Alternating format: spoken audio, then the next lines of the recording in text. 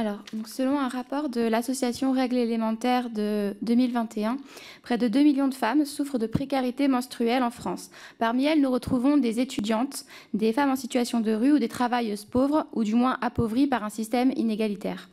Le coût que devront supporter les femmes pour l'achat de protection menstruelle durant 38 ans en moyenne, auxquels s'ajoutent des dépenses connexes, antidouleurs, des sous-vêtements, etc., est estimé entre 8 000 et 23 000 euros.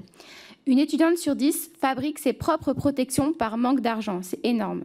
Aucun être humain ne devrait avoir à choisir entre se protéger et manger. Et pourtant, c'est ce qui est admis pour les femmes les plus précarisées de notre société. Les mesures qui consistent à installer des distributeurs dans les universités sont inopérantes. L'expérience de terrain montre souvent qu'ils sont insuffisamment approvisionnés, ce qui met ainsi en évidence une sous-évaluation des besoins.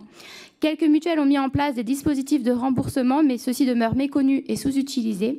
Nous pouvons contribuer à sortir du tabou et anticiper les conséquences sur la santé en prévenant maladies et infections causées par cette problématique féminine et somme toute humaine. Il est question d'une part d'emboîter le pas de nos voisins écossais qui ont adopté l'accès gratuit et universel des protections périodiques et de garantir d'autre part une mise en œuvre adaptée aux besoins par l'accessibilité de cette mesure à toutes les femmes sans distinction. Partagez-vous cette volonté de porter collectivement cet enjeu de santé publique et d'adopter une mesure forte de gratuité d'accès aux protections périodiques? Merci à vous. Madame la rapporteure, la parole est à vous.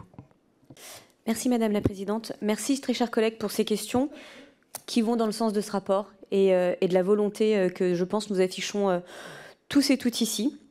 Sur la précarité mensuelle, oui, effectivement, nous devons y travailler parce qu'elle existe, sinon nous n'en parlerions pas. Un certain nombre de dispositifs ont été mis en place sur la mandature précédente, justement avec, vous l'avez souligné, l'accès gratuit dans les établissements scolaires. Mais force est de constater que oui, quand bien même ça a été décidé, ce n'est pas forcément opérationnel aujourd'hui au sein des territoires.